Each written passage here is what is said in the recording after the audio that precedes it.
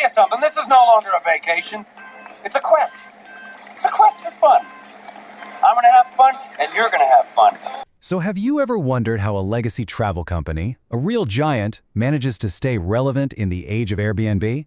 Well, today we're going to crack open the new playbook for Travel Plus Leisure Co., that's ticker symbol TNL, and see how they're pulling off a pretty fascinating reinvention. Let's get right into it. Okay, so here's the big question, right? In a world where you can book anything, anytime, on your phone, how does a company built on the old school timeshare model not just survive, but actually grow?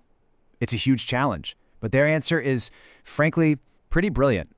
And that answer is all about building what they call a two-speed engine.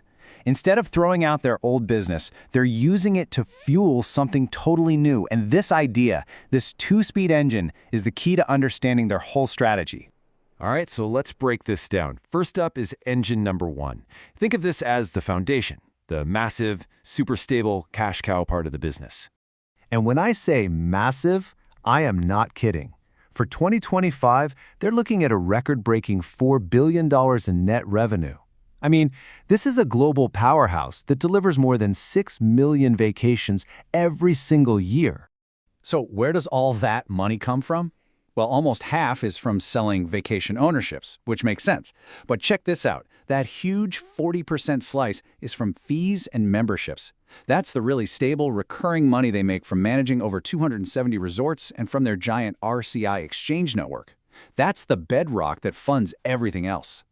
And this, right here, this is their secret sauce. They're what's called vertically integrated. That just means they do everything themselves, from building the resort to selling you the timeshare to financing it and then managing the place for years. This gives them this amazing mix of big upfront profits from sales and a super steady stream of fees for decades. Okay, so you've got this incredibly stable first engine just humming along, printing cash. What do? Well, you use that cash to fire up engine number two, the growth accelerator. And believe me, this is where things get really, really exciting. Their first big growth play is a massive push into Asia. And they're not just testing the waters. They have a clear three-step plan. First, they went out and bought Accor's Vacation Club to get instant size and scale. Then, they launched a brand new club specifically designed for the Asian traveler. And now they are laser-focused on huge markets like China and Indonesia. Next up, a classic case of taking some short-term pain for some serious long-term gain. They decided to get rid of 17 older resorts. And yeah, they had to take a $216 million write-down on paper. But look at the flip side. They're going to save $70 million in expenses and avoid future headaches. This lets them pour money into the modern properties people actually want to visit. It's just a really smart, disciplined business move.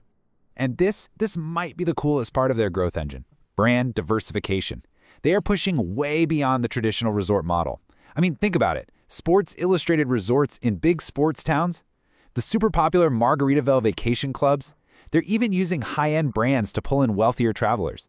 It's a clear shot at bringing in a younger crowd and making sure they're not tied to just one travel trend.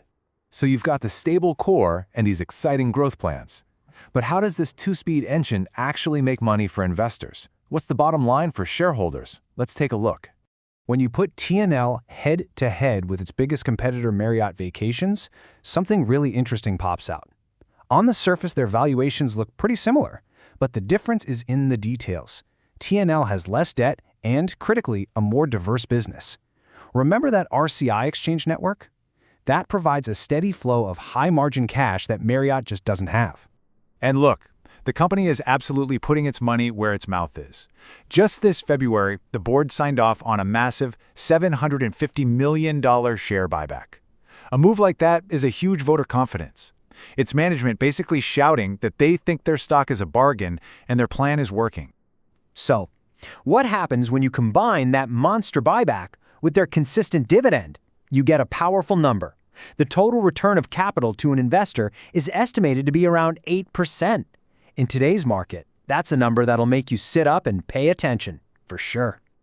All right, let's zoom out for our last section and put all this together. Why does this strategy matter so much right now, at this exact moment in the world of travel? You know, this quote from McKinsey just hits the nail on the head. Our world is getting more digital, more virtual, more driven by AI every single day. And because of that, the act of actually going somewhere, of real, physical travel, Well, that's becoming the ultimate luxury. People are craving those authentic, real-world experiences now more than ever. And that's the bullseye. That's exactly where Travel Plus Leisure is planting its flag. Their entire business is designed to sell one thing: tangible memories. An experience that AI can try to imitate, but can never ever truly replicate. They are making a huge bet on that global splurge for real-world connection. So there you have it.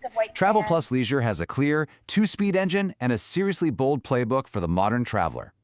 The only question left is the big one. As they set off on this ambitious global journey, will it all pay off? I guess we're all going to have to watch and see.